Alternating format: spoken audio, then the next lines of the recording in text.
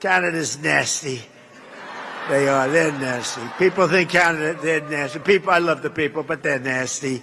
Well, we've been hearing it and reading it for months now. U.S. President Donald Trump repeatedly saying Canada should become the 51st state. Probably does not realize that in 1776, Benjamin Franklin spent a year in Montreal trying to convince the people to join the American Revolution. And he was told by the Francophone, non merci.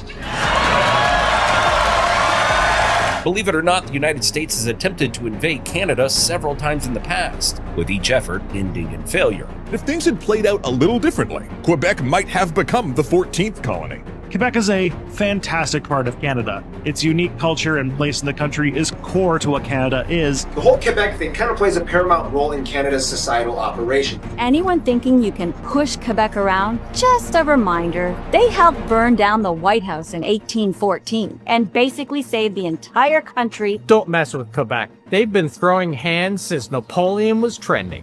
From what I've seen, it's not really about tariffs, it's more about the sovereignty of Canada. So Trump hit pause on the trade war for now, but he hasn't stopped saying Canada should be the 51st state. It's fighting time in Canada for sure. You're seeing booing the U.S. national anthem. I have been at hockey games where the American anthem has cut out, like the mic has cut out, and Canadians have finished singing the American anthem.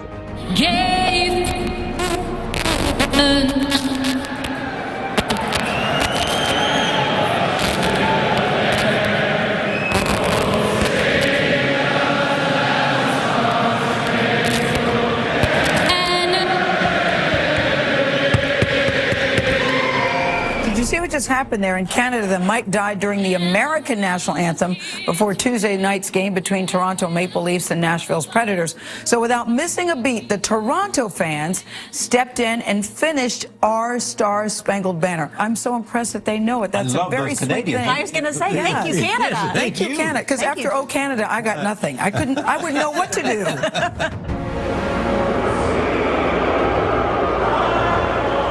You have to understand how much it takes to get Canadians to boo the U.S. anthem. But historians can name other low points like this. The Star-Spangled Banner booed in Montreal in 2003 as the U.S. pressured allies to join the invasion of Iraq.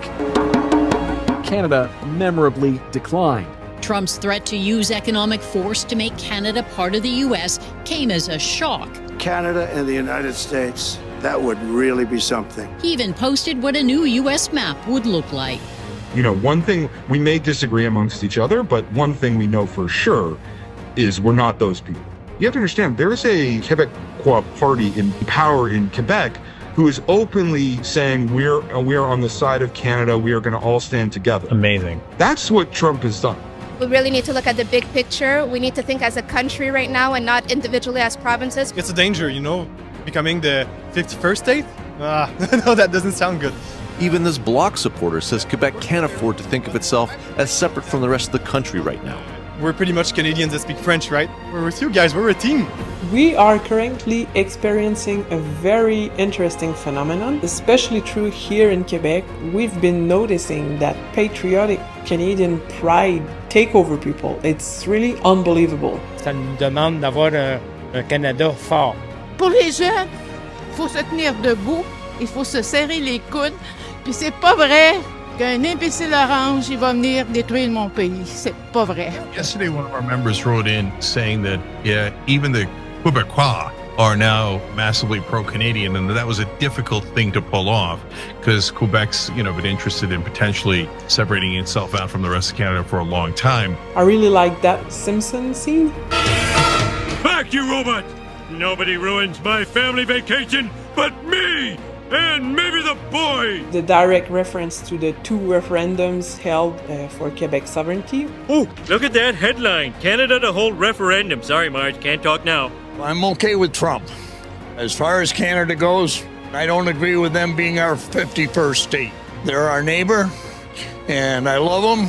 These friends from Michigan, they're practically Canadians, tried to apologize. I don't think he fully understands what presidents are allowed to do and not do. One of the basic ideas of foreign policy is you fight your enemies and you help your friend. Okay. Canada is our friend. When he started weighing in on our election and calling us the 51st state and that our prime minister would be a great governor, that we've already dealt with this 200 years ago. That's behind us. We have no intention of joining. We want to be great partners and great friends. After President Trump spent last week defending our historical best friend, Russia, Trump turned this week to attacking our sworn enemy, Canada. That's right, those syrup-guzzling, poutine-munching, moose-humping hockey sluts. Even right here at SNL, American sketch comedy jobs are being stolen by filthy Canadians. You know a cult is really a cult when the leader asks you to turn on friends and family, which brings me to America suddenly saying to our closest friend in the world, you know what? F Canada for no particular reason. Even Joe Rogan, a Trump voter, said, why are we upset at Canada? This is stupid. I don't know for sure where Jesse Waters of Fox News stood on invading Canada 12 weeks ago, but now his message for Canada is the fact that they don't want us to take them over makes me want to invade. America can't invade Canada. Trump can't conquer Canada. America is not in a position to conquer anyone. I spoke with a lot of counterinsurgency experts from the United States. They made it pretty clear that the American military has learned painfully over the course of 70 years that you cannot really hold a population against its will. So, if they can't hold Baghdad, I'm not sure why they think they can hold Montreal. Ah, Canadians. We all know the stereotype. Nice, friendly, and extremely apologetic.